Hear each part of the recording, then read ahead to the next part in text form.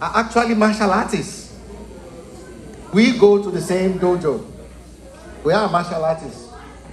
So there was one day we were at the dojo and a phone started ringing. So Chief Ajuma picked it up and said, hello. The person said, hey, darling, I think you forgot your credit card at home. He said, okay. Well, I'm at the store. There are this pair of shoes, $800. Can I buy it? I heard Chief Ajuma say, oh, that's okay. Buy it, put it on my credit card. Baboloye. She said, but there's a matching dress. That is $5,000. Can I buy that too? I said, yes. Put it on my credit card. Oh, I don't know you have money like that though. The woman then said, look, there's this hat and the bag, shoe and bag, whatever. That's another 5,000. Buy it. Darling, I love you to death. Bye-bye. The woman hung up. And Chief Ajuma picked up the phone, raised it up and said, hello, whose phone is this? Whose phone? Thank you very much. So now we will be inaugurating the new executive members.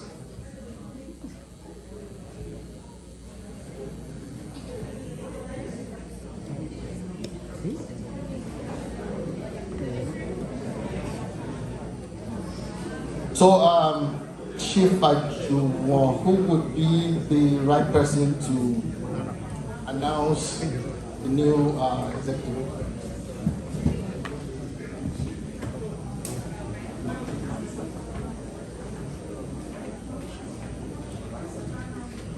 I have been ordered, it's an order, that I should be the one to call and introduce the new elected executive members.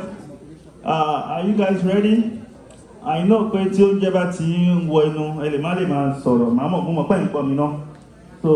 I'm going to call on the president, the new elected president, the person of Navy Chiwuro Lakuye. Emma, whatever you see, that is what I was talking about earlier.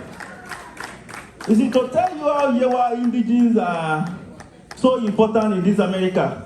Can you imagine?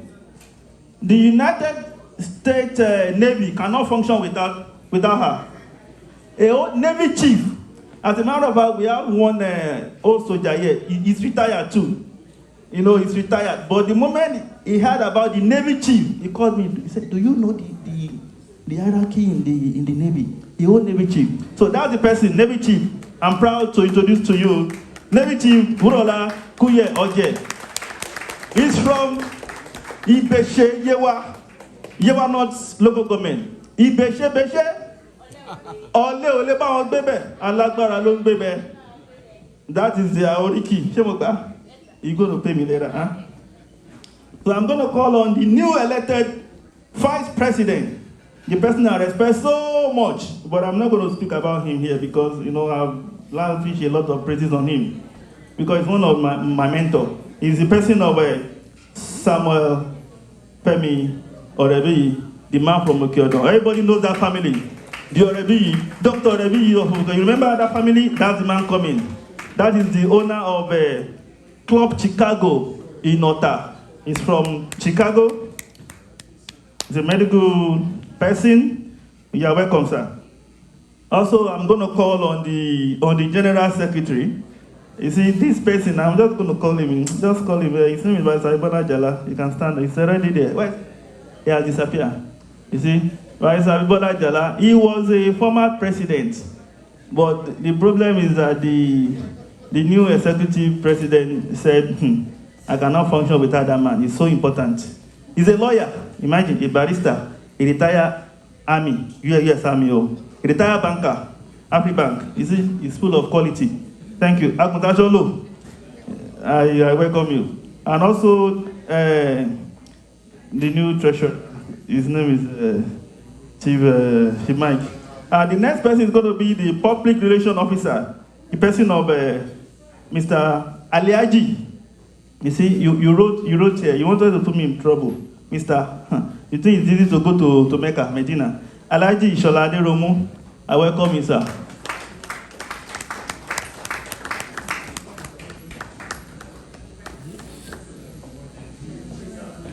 I also welcome the new Auditor General of this association, Mr. Jalil Ishadare. I welcome you. I want ti jọ̀górí lé nìyẹn. I tó bá Adékẹ́yẹ. Ọmọlá, tẹ́ bá ti délé bá mi kí ọba Adékẹ́yẹ o. Ìgbà àwọn ọmọ wọn ṣe dáadáa l'Amẹ́ríkà. A kò need more ni kí wọ́n wá join. I also call on the new elected chief whip. This man also has been doing a wonderful job. He's the person of Mr. Taufik Ajuwon.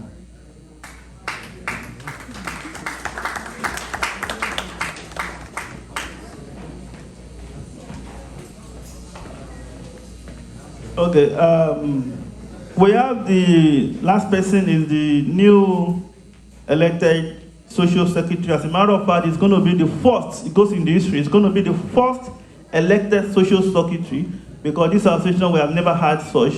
This brand new idea came from one of our special mommy who said we must put that in our constitution. For several years, we couldn't do it until we have a no constitution amendment performed and was ratified today, and that's why we're able to conduct election on that. It's the person of Otumba. Where is Otumba, my friend? I'm proud to be Ọ̀rẹ́ Otumba ni mí. Ha, everyone. Otumba, Sheriff, proudly Yewa man. Ah, kábíyèsí wọn ṣí fìlà nígbà tó ń kọjá wájú yín. Ẹyẹ láti fine sir, kábíyèsí o. That is Otumba Eniola. So at this point, I'm going to call on His Royal Majesty, Ọba Gbadewọlé Kẹ́hìndé Olúgbénlé, the Aṣáde Àgùnlóyè. Èmi ti ṣí fìlà kábíyèsí, mi ti ẹ̀mọ́ bí tó wà gan kábíyèsí. Mo jí bá forí adé o.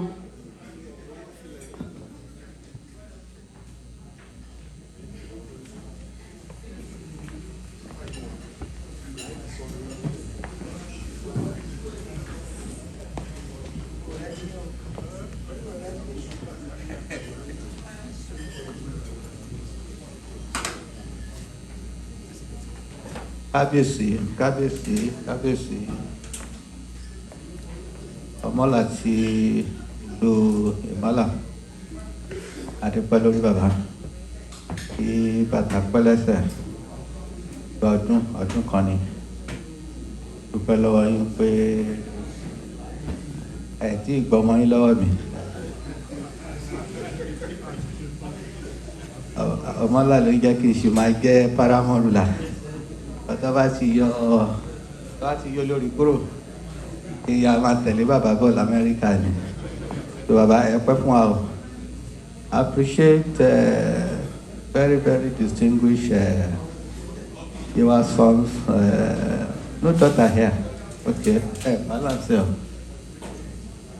I'm going to protect on behalf of the women here. All these men are, apart from Olori, not gender positive. So next time you have to correct yourself. But the regular mommy, you carry mommy call Lori IT. Mommy Fakeda. Mommy Fakeda. Am I begging there for me? I think the women say more try for you and Yazu. But the body to go my crew be Èdè kan ló wà ní àìtẹ̀wé ìfilalari. Well, mo dúpẹ́ lọ́wọ́ ẹ̀yin bàbá tó bá ìpínlẹ̀ àrí pẹ́pẹ́pẹ́ at the age of 90 kò easy. Àgbáṣòro dà ọtí pé ẹtú pẹ́ sọ́kọ̀ pé ẹ̀ ń bọ̀ bí ẹ máa bẹ́lẹ̀ mo ní dádì mo fẹ́ fi mo lè sọ́tàn agbára lọ́wọ́ àrí pẹ́pẹ́pẹ́. Professor Ládìtàn àwọn bàbá nìyẹn bàbá is always in fact ẹ tún pè wọ́n lẹ́ẹ̀kan wọ́n ti reply. In fact the seed fund that we inaugurate the Yewa People Development Council to Professor Rahman Bello, bàbá was the first person that gave them 500,000. And I asked myself, táwọn àgbàlagbà at this age ó lè sọ bàbá Ìbíkúnlé at this age are still sowing seed, trying to encourage these younger ones like this. Then I begin to wonder, tẹ bá máa wọ palace nsìn bàbá Ìbíkúnlé ṣe statue kábíyèsí kan síbẹ̀ it's worth over 2 million paid for it paid the money to my account pé kí n máa monitor ọ̀ṣẹ̀ máa ṣe wa náà ló ṣe statue need to see elders wọ́n ti wà lẹ́nu ẹ̀ tipẹ́tipẹ́ I'm saying this to encourage myself too and some of us that are here that age is not a barrier and being in America is not a barrier to partner whatever we are doing at home.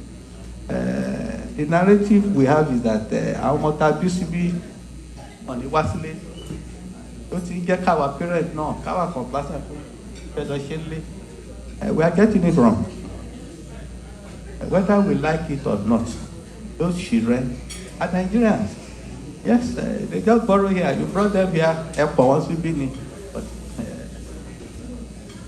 traditionally spiritually they are connected Nigeria. Wá wọn ìṣe wọn ẹ̀jẹ̀ ni ó ti wà ń bẹ̀ ẹ̀yin tẹ́ bá ti mọ odò Yewa tẹ́ mọ omi odò Yewa ẹ wá gbé ọmọ síbẹ̀ ní omi odò Yewa yẹn kò síbẹ̀ náà láì ẹ kọ̀ pé ẹ kọ̀ pọ̀ wọ́n síbẹ̀ ni so it's a wrong narrative to say wọ́n ti wà ń bí wá sílé ẹ ń ṣépè fún wọn ni o correct you sincerely don't say that again let's be positive kábàánì àwọn ọmọ ní wálé. Negative announcement. Speaking spiritually here now as a pastor. Pray pé kí àwọn ọmọ tèmi máa wálé. Tó ẹjọ́ wọ́n máa yí ká máa dùn mọ́ ẹ̀wọ́ọ̀dì ẹ̀mọ́ pé àwọn ọmọ ò ní wálé. Lágbára Ọlọ́run àwọn ọmọ ò ní gbé sóko àní ṣàṣedànù síbi lágbára Ọlọ́run. So why I'm saying this because Baba Agbatide I is almost about there about that.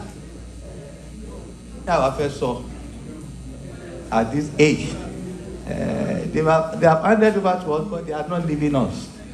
That is Omola, almost 90, yeah to 90. But one would that be? About anybody? Yeah. I was from California. That is the passion that we're expecting from the new executive. Ẹ máa ṣe àwọn ọmọ tẹ́yìn olùwádìí yẹn ẹ máa gbèdé wọn lọ́wọ́. Àbí why do not? Ṣé Nàìjíríà láti inaugurate ní báyìí? Ẹ dẹ̀ náà ọmọ òní wálé. Who do you want to hand it over to? Are you getting what I'm saying now? So the narrative òní wálé, but they are here. So let us encourage them. That nǹkan tá à ń ṣe ìmọ̀ ẹ̀fẹ́ ká ọmọ yẹn náà ó wà ní lálẹ́. Má gbé Yorùbá tí mo sọ, kaná pọ̀n bí ni àwòlá èyí táwọn bàbá tọ́ fún wa lówó ẹ̀ tá a fi kọ́ yẹn ìbá sọ́kọ́ máa gbọ́. Ẹ̀gbọ́n torí Ọlọ́run iṣẹ́ pọ̀ lọ́wọ́ yín o.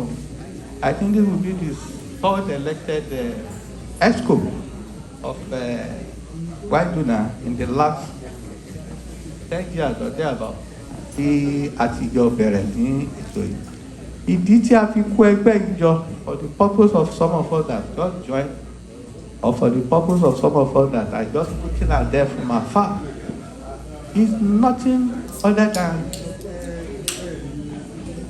posters are very, very critical and something that is absent in Yewa land, and that is our unity. Tẹ́lí bí 31 nílẹ̀ Yewa Mọ́sálálẹ́ àná, we are very unique people. Ẹ̀bùn yẹn àwọn àdúgbò tó ní ẹjọ́ má bínú ẹ jẹ́ kí ara máa jẹun yẹn. Àwọn àdúgbò tó ní oore ọ̀fẹ́ ta ní nílẹ̀ Yewa ó ṣọ̀wọ́n ní ilẹ̀ Yorùbá tó jẹ́ pé ìdẹ́lẹ́yàmẹ̀yà wọ́n kóra wọn jọ sójú kan wọ́n nìkan náà làwọn. It's very rare. Àwọn Ẹ̀gbá tó bá wà bí wọn ní láàrin ara wọn. Àwọn Ìjẹ̀bú ìlú Yàbí tó bá wà ní. I think you say Ẹ̀gbá báwa Yàbí ajókòó ní o. They speak the same mother tongue. Ẹ̀dẹ́ Rẹ́mọ same because ẹ rí ní Yewa.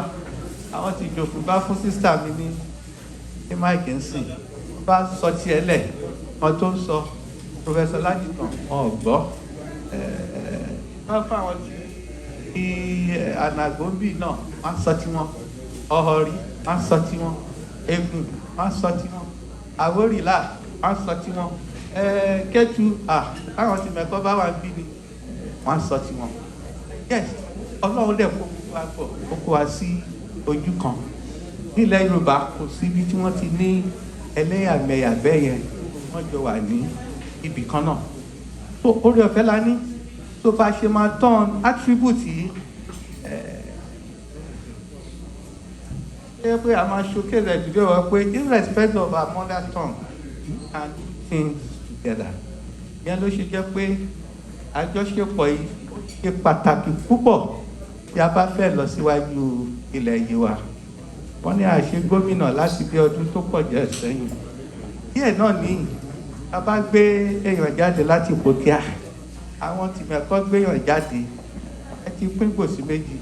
Kò dẹ̀ sí bọ́mọ mẹ́kọ́ ṣe máa jáde tẹ máa ní kọ̀mọ̀ Ìpòkíà dìbò fún mẹ́kọ́. Gbogbo wọn máa tẹ̀léra wọn. So these are the issues.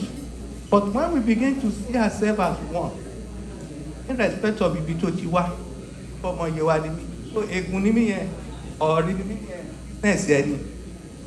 Just like when you ask me, àwọn tó jáde jò bí Ìjẹ̀bú làwọn ti wá, ibi tó ti wá Ìjẹ̀bú ọ̀yìn.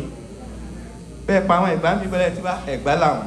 Bóyá gbàdúrà ni o, bóyá òwú ni o, bóyá ní sọ fún yín, àgbọ̀ tó bá súnmọ́ ọ tó gbọ́ pé gbọ́n ló ti wá lẹ́gbàá. Ọdún Yewa ẹ pélé bá àti nílà rẹ̀ àwọn kan náà wá láti Páàjì, ẹlòmíràn náà wá láti Leslie Road. So these are the issues and these are things that we are trying to correct. Yewa ọbọmọlà wọn sí ní traditionally configuration wise wọn sí ní Yewa land, but Yewa ni wọn kó wọn sí Òkè Ògùn. Málà Ìjọ̀gá orílẹ̀ Ìṣàgá orílẹ̀ Èwo dé Ìbàràgán, Yewa ní gbogbo wọn pọ́nbélé.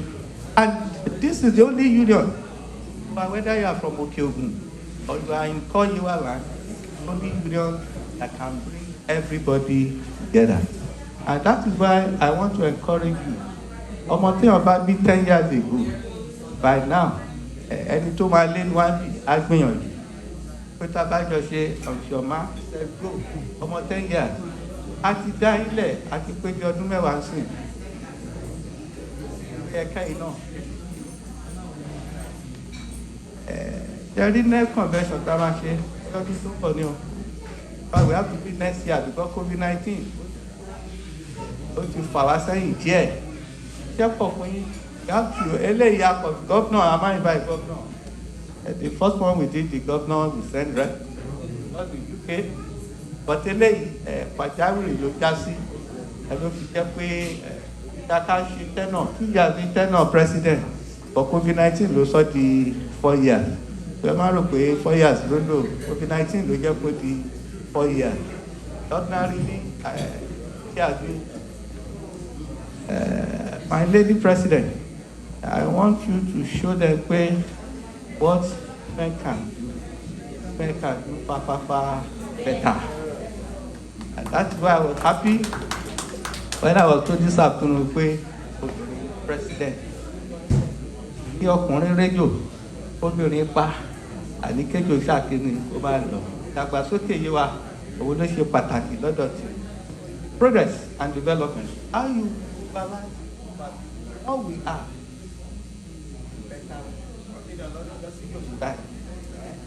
Pápá tó wá láti àdúgbò kọ́mẹ̀kan sáwọn wípé a ṣe bẹ́ẹ̀ àwa náà níbi kan lè. The more we are, better we discuss it together.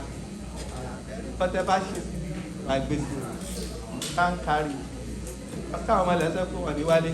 Anything here will remain here. Bá ṣe sílé ẹnu máa gbé. Àwọn alálẹ̀ kan wá yọdún sí. Máa wò pé àwọn eléyìí ò pọ̀ tẹ̀ wá láti àkọ́kọ́ tẹ̀ ẹ jọ iṣẹ́ pọ̀ lọ́wọ́ yìí. Assignment yẹn how we can organize more of our people. That's what I say àwọn fún wa láti Canada. I don't know whether we follow up. Ẹ jọ ń torí Ọlọ́run ìyá mi owó ò ṣe ń jẹ owó ní àwọn fi ń ṣẹlẹ̀ ayé owó ní wọ́n yín o you have to spend your money annually ọ̀tọ̀ but to make a difference only your tenure sacrifice but beyond the expectation ẹ máa rí ṣàtú kan kò easy láti péyàn jọ wọn bá wa táwa bí ba ṣe kéré mọ́ yìí not easy bring people together lágbára Ọlọ́run ẹ ní ṣíṣe o àkókò yín àmọ̀ sí rere o ní ilẹ̀ Yewa a máa ń gbọ́ látọ̀dọ̀ yín ìròyìn ayọ̀ la máa gbọ́ o àní gbọ́ bí nípa yín rárá àní gbọ́ ibi nípa yín rárá lágbára Ọlọ́run ẹ ní fọmọṣẹ́ o ẹ ní fàìsàn lò ó bá ti jẹ́ pẹ́ òun ni sorry o my social secretary àbí kí ni tiẹ̀ chief whip ni chief whip ti complain bí ipa ti pẹ́ so on behalf of the members of the or on behalf of the board of trustees of Yewa Federal Union North America and on behalf of all the members I have the honor to inaugurate the new national executive members of YDUNA for the year 2022 to 2024.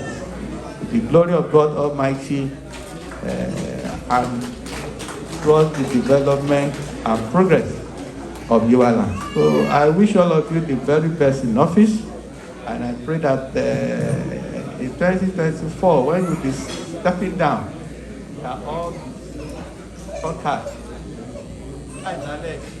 shall show record of one carry back. Mo ti gbọ́ pé ti ṣe bọ́ọ̀hù ní ìjọba orílẹ̀ wọ́n pé ẹ ti ṣàwọn ọmọ náà tẹ́lẹ̀ those are the things that have shown up tonight like Ari black and white that for the benefit of some of us that are just hearing that yes actually we can see what you have done lágbára Ọlọ́run àmọ́ àkókò ìṣòro rẹ̀ so congratulations God bless you.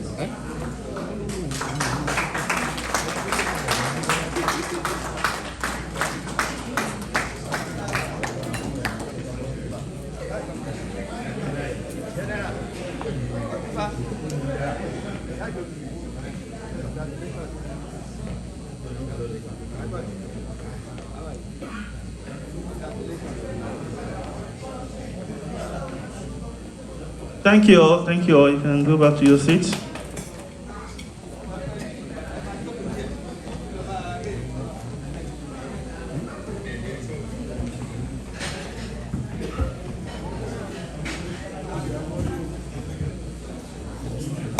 Oh, okay.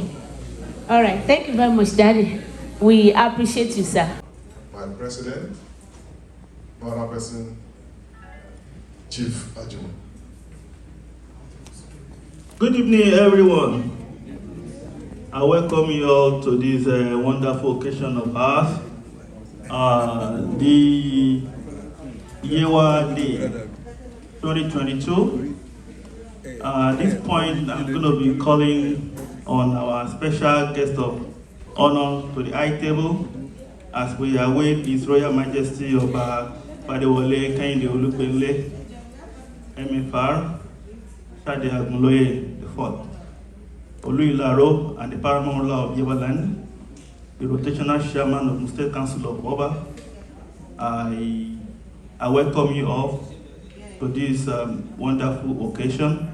While we waiting on some of our guests, I'm going to invite the chairman of this occasion, our father, our papa, our young brother. You're going to see what I'm going to call him now. Is the person of Professor Adewale Laditon. I want you to please, Daddy, please move majestically to the high table.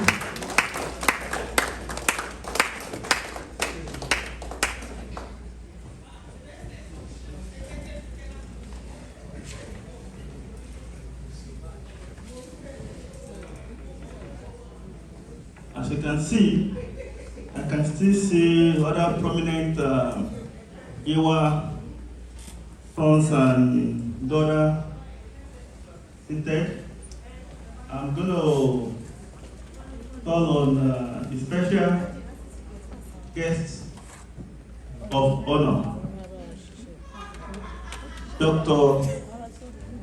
Eji Otegbeye, to the high table.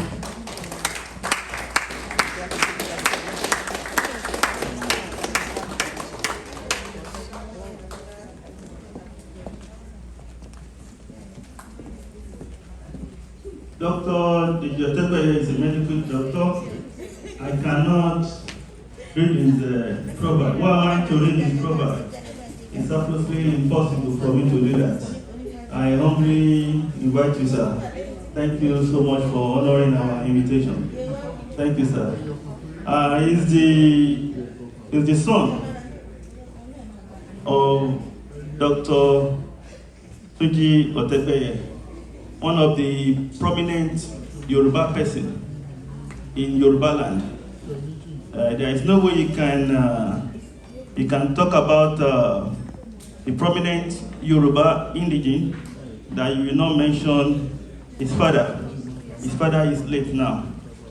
You know,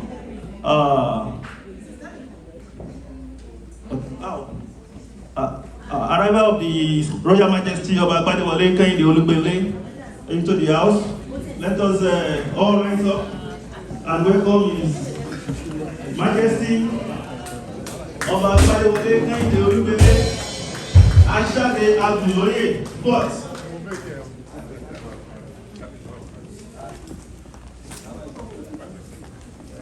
Agunlóye bí òyìnbó, Agunlóye kí ọkọ ayaba, Ọmọ́táyọ̀, olórí ni ó wà ní ẹ̀gbẹ́ wọn yẹn tí wọ́n ń bọ̀. Kábíyèsí o, kábíyèsí o, kábíyèsí o, kábíyèsí o.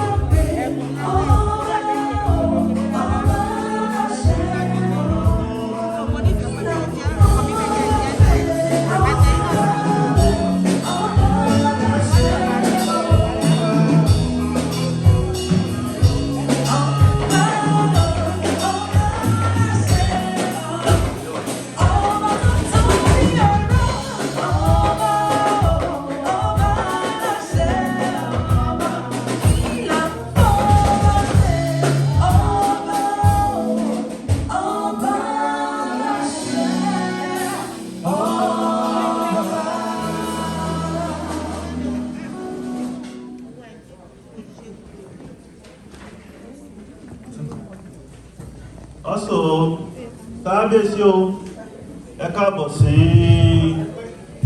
ìlú Maryland. A kí yín pẹ̀lú olórí. Ẹ ṣé ẹ kú ìtọ́jú wa.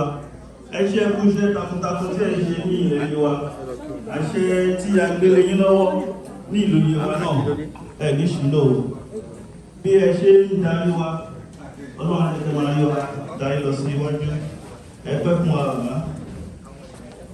Also, as we continue to welcome our special guest of honor to the high table,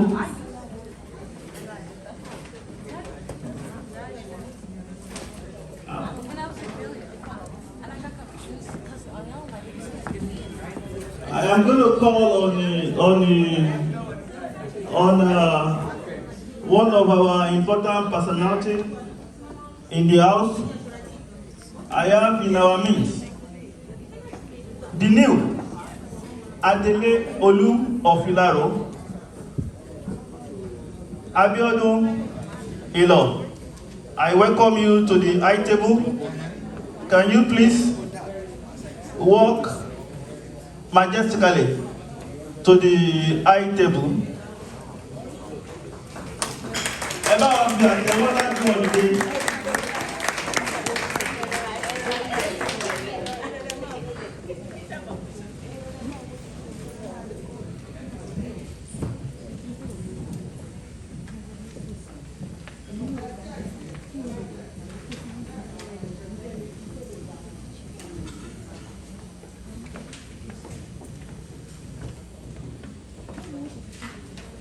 Ẹ káàbọ̀ Adélé Olú ìlú Ìláró.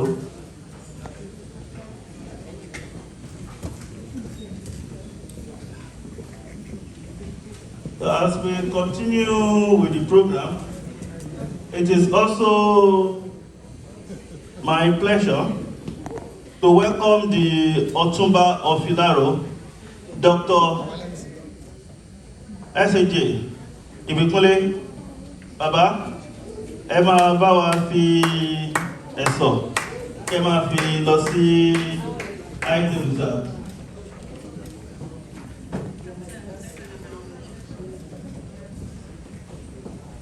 Ọ̀túnba Ìbíkúnlé ni wọ́n lọ sí orí àga wọn yẹn.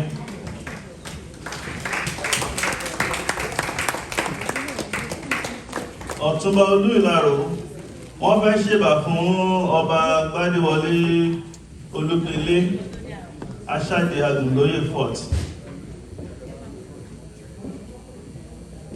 Also,